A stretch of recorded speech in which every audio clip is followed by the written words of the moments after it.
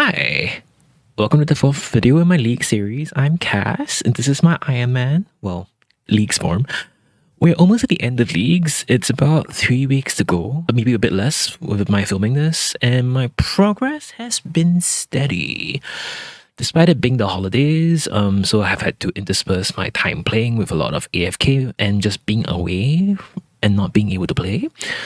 I've been doing as much as I can AFK shooting stars or karambwans. And with that, I got my golden prospector set. Now I can look nice and spiffy while mining. Mining is going to be one of my slower skills on this count because I don't really have the mining relic. And fire making is also proving to be really slow, so I need to find a solution for that soon. I also went on a construction grind to free up some bank space, chucking all my clue stuff into my clay-owned home. And after that, I decided to try and get to the best dog in the game, Cerberus. I got to Slayer level 4 in the last video, but I never really gave it a shot because I don't have the bank space. But when I did give it a shot, Cerberus just melts without DPS and leagues, and it really didn't take very long for the orb to drop. I also got a primordial crystal along the way, and it gives me a good boot upgrade. I went to attempt the Echo version, and it is a little interesting to fight, but there is also another cheese method if you're range 6. Generally, you want to plop all of the puddles behind and slowly inch towards him, be in tank gear, and pray mage. That way, when the ghosts attack you ranged, you won't really take much damage, and when ghosts attack you in melee, you also won't take that much damage. And with that, you can just kind of eat your way through the ghosts. With enough DPS, you should only ever need to like panic eat through ghosts once. And I cleared it once with that method and got my melee 3 upgrade. A note of caution though, if you don't have Torva or Inquisitor, I think it is a little unreliable with just karambwan, so you might want to bring some combo food to eat. I have died a few times doing this method, so just take note of that. Or if you don't want to do this, you can also just do and learn the prayer flicking method. I just found it a bit more difficult to do because a lot of the methods will like look at your prayer. If you see it go down, then like swap. But in the Echo fight, it doesn't eat your prayer. It might take me downloading the metronome app to like finally get it down. That being said, I really like the fight.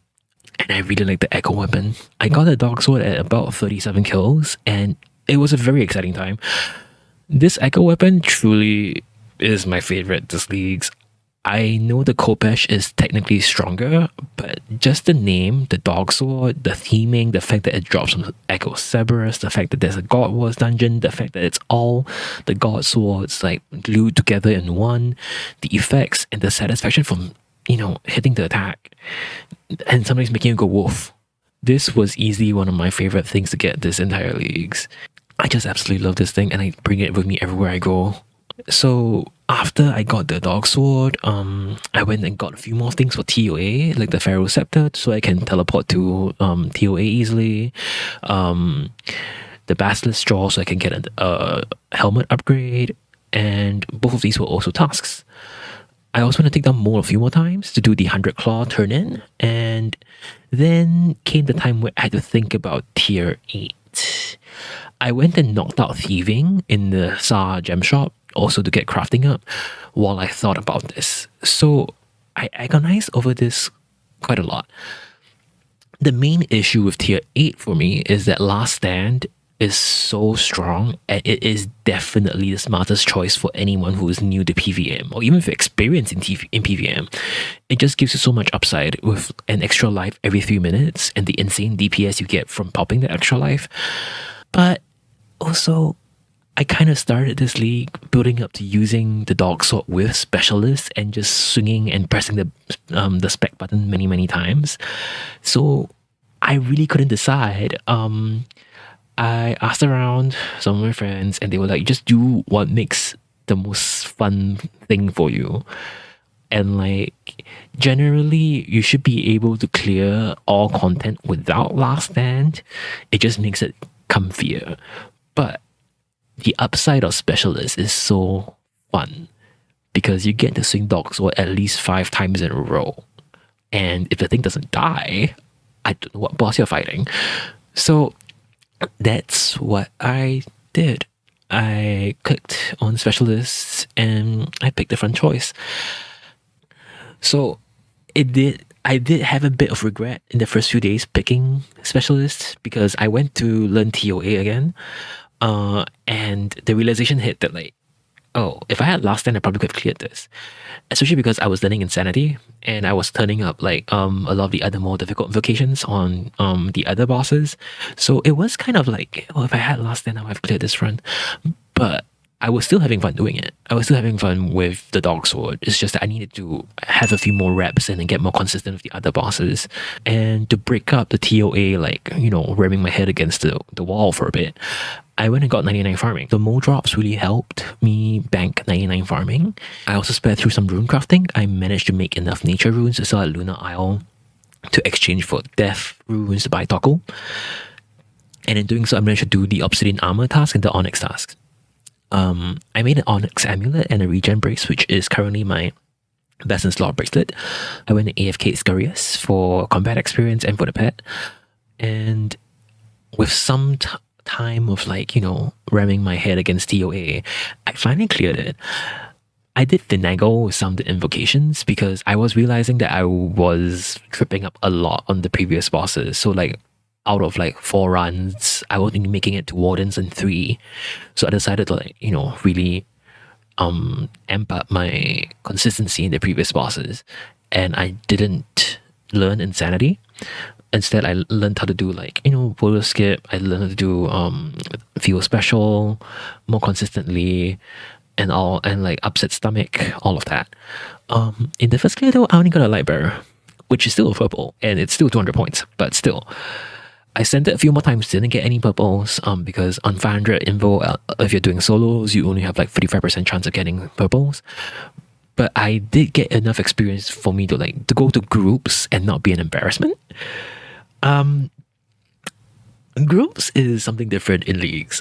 The first time I did TOA in Leagues 4, you never wanted to go in groups because like you only one person could get the purple, and usually it's the person who did the most damage. So if you went with someone else who already had a mega rare, you're kind of like hamstringing yourself on the raid. So TOA last leagues was a very, very like solo experience, a very lonely experience if you ask me.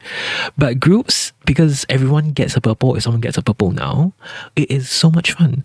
It is so chaotic and it's a different skill set. And it makes it so much easier as well. So specific invocations, it is, and like relic combinations, it gets very easy. If you have Nature's Reprisal, Baba's Boulder phase is very quick. If you have Sunlight Spirit, you can just spec all of these skulls in Wardens. With so much DPS and so many people, you can comfortably clear under 20 minutes, and you can just keep sending 500 invo raids for an almost guaranteed purple. There are a few oddities where I think if you clear it too quickly, or people die too often, you don't get the purple, but it's very unclear what happens. So I would highly encourage you, if you are newish to raids, or like if you generally know what you are doing in TOA, go and try to group raids. There are a lot of people still sending 8-man easy TOA invos right now. So please go try that out, have some fun. If you have some guildmates, go with them. It'll be a lot of fun. So I sent a couple of these and I got absolutely spooned. I got 2 mega rare vouchers back to back in my 9th and 10th run. Okay, and the footage is currently playing behind. I just could not believe it.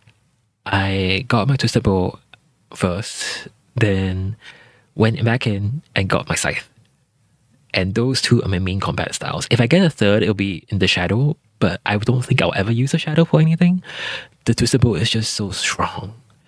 So right now, I have 2 mega rares. I don't have Fumasori. I have the Masori body, I have the Masori chaps. I don't have the Masori helm. And I got 2 fangs and a light bearer. But I have 2 mega rares.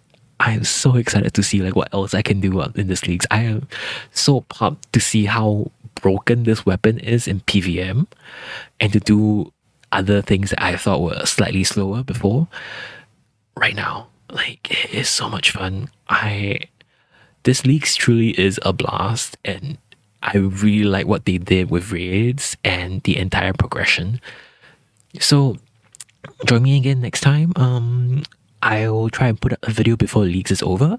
If you wanted to know when that video comes out and not miss a thing, please press the like and subscribe button so that you'll be notified when I next upload my videos. And I'm excited to get some PVM done and probably get to Rune, maybe Dragon. I hope you guys have a good one, and I'll see you next time.